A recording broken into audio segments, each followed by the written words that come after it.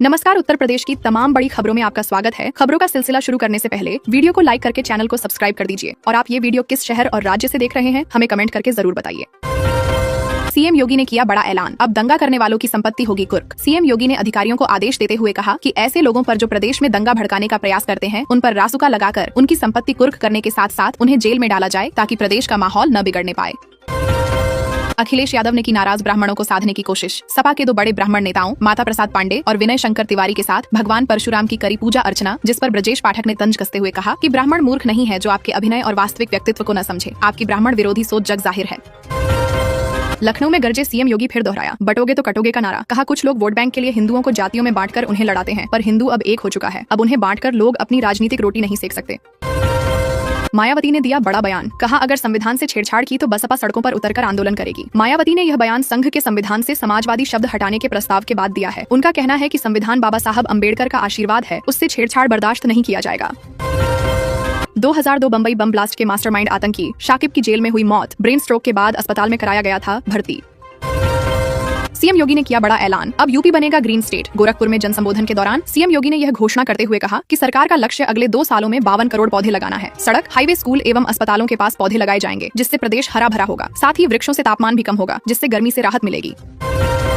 अखिलेश यादव ने कसा ब्राह्मण कथावाचकों पर तंज। कहा लोगों को पिछड़ों के कथा कहने से दिक्कत है तो वो धीरेन्द्र शास्त्री को कथा करने को बुला ले, उनकी फीस 50 लाख है। पिछड़ों के कथा कहने से एक वर्ग विशेष को आपत्ति है क्योंकि उन्हें उनका व्यापार बंद होने का डर है।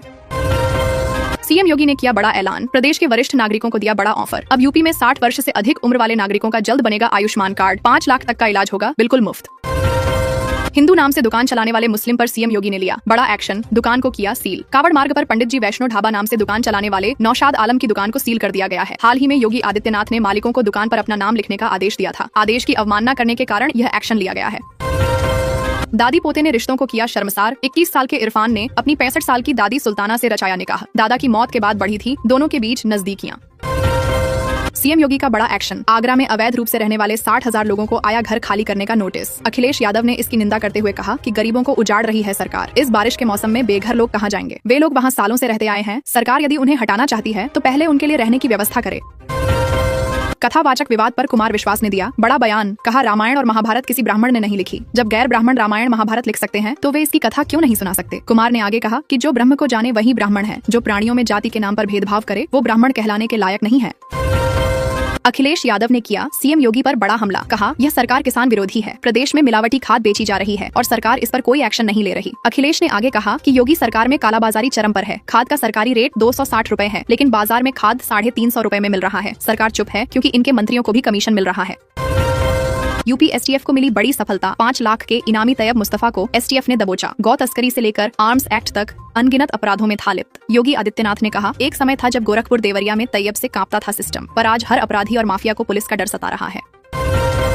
भगवान जगन्नाथ की रथ यात्रा में मची भगदड़, 3 लोगों की मौके पर हुई मौत, 50 से अधिक लोग हुए घायल, जिनमें 6 लोगों की हालत काफी गंभीर है। ओडिशा में प्रतिवर्ष होने वाले रथ यात्रा में इस बार अनुमान से अधिक श्रद्धालु पहुंच गए, जिससे प्रशासन उन्हें नियंत्रित नहीं कर सका और लोगों में धक्का मुक्की हो गई, जिसने बाद में भगदड़ का स्वरूप ले लिया। मंदिर के पुजारी का कहना है कि ऐसा होना बुरा संकेत है, दुनिया में कुछ बुरा होने वाला है।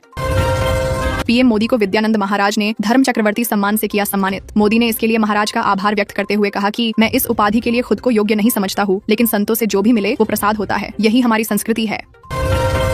अब अधिकारियों की नहीं चलेगी मनमानी। सीएम योगी ने दिया बड़ा आदेश, सदमे में आ गए अधिकारी। अब घर बैठे लोग कर सकेंगे भ्रष्ट अधिकारियों की कंप्लेन। सीएम योगी ने जारी किया हेल्पलाइन नंबर। योगी ने ट्वीट करके कहा कि अगर कोई अधिकारी आपका काम ना करे तो 1076 नंबर पर कॉल करके उसकी शिकायत करे। अधिकारी को ठीक कर दिया जाएगा। दलित डॉक्टर रोहिणी घावरी ने भीम आर्मी चीफ चंद्रशेखर रावण पर लगाए शारीरिक शोषण करने के आरोप। बोली होटल में ले जाकर करता था गंदी हरकतें, इस्तेमाल करके छोड़ दिया। वह कोई दलितों का मसीहा नहीं है, बल्कि दलित लड़कियों का शोषण करने वाला राक्षस है। अखिलेश यादव ने लिया कड़ा एक्शन। सपा में की बड़ी सर्जरी, एक को छोड़कर अखिलेश यादव ने हटाए सभी जिलाध्यक्ष। आगामी यूपी चुनाव को देखते हुए अखिलेश यादव ने यह फैसला लिया है। जिलाध्यक्षों की निष्क्रियता को देखते हुए उन्हें पदभार से मुक्त कर दिया है। एसटीएफ को चकमा देकर माफिया सुधीर सिंह ने लखनऊ कोर्ट में किया सरेंडर। आर्म्स एक्ट में ढूंढ रही थी गोरखपुर पुलिस। अखिलेश यादव ने सरकार पर तंज कसते हुए कहा कि यदि आरोपी ठाकुर हो तो उसकी गाड़ी नहीं पलटती है। पूर्व मंत्री स्वामी प्रसाद मौर्य ने गठित किया लोक मोर्चा दल। खुद को घोषित किया सीएम पद का उम्मीदवार। 400 सीटों पर चुनाव लड़ने का किया ऐलान। योगी सरकार में नहीं रुक रही नाम बदली। सीएम योगी ने 5 राजकीय कॉलेजों के बदले नाम। अब स्वतंत्रता सेनानियों के नाम से जाने जाएंगे ये कॉलेज। नाम बदली पर तंज कसते हुए अखिलेश यादव ने कहा कि पुराने कॉलेजों का नाम बदलने की बजाय सरकार को नए कॉलेज खोलने चाहिए, पर भाजपा को शिक्षा से नहीं सिर्फ वोट से मतलब है। कथावाचक मुकुटमणि के अपमान पर पिता ने तोड़ी चुप्पी, बोले इस अमानवीय घटना को नहीं भूल सकता। मेरे बेटे ने 15 साल पहले दीक्षा ली थी, तब से वह रामकथा कह रहा है। एक संत के साथ ऐसा दुर्व्यवहार निंदनीय है। आगे उन्होंने योगी सरकार पर हमला करते हुए कहा कि यह सरकार सिर्फ ठाकुर और ब्राह्मणों की है, बाकी जातियों की यहाँ कोई नहीं सुनता।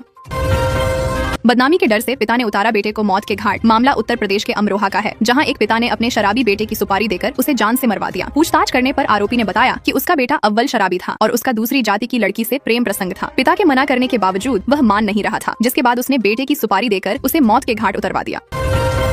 रेलवे कर्मचारी बना नकली नोटों का किंग। मामला यूपी के पिलखुआ का है, जहां एक रेलवे कर्मचारी ने अपने घर में नकली करेंसी की फैक्ट्री खोल रखी थी। विदेश से कागज मंगाकर नोट छापता था शख्स। पुलिस ने छापा डालकर 10 करोड़ की नकली करेंसी के साथ आरोपी को गिरफ्तार कर लिया है। स्वतंत्र देव सिंह ने दिया विवादित बयान। अखिलेश यादव को बताया मानसिक रूप से बीमार। कहा अखिलेश को सत्ता से बाहर हुए 8 साल हो गए हैं, लेकिन वो अब तक इस हार को स्वीकार नहीं कर पाए हैं। इस हार ने उनके दिमाग पर गहरा असर डाला है। सीएम योगी ने शुरू किया बड़ा अभियान। लखनऊ में सीएम योगी ने इस अभियान की शुरुआत की है। उन्होंने लोगों से एक पेड़ मां के नाम लगाने की अपील की है। योगी सरकार ने दिया प्रदेशवासियों को बड़ा तोहफा। यूपी के 10 विकास खंडों की 128 सड़कें होगी दुरुस्त। 123 करोड़ का फंड हुआ पास।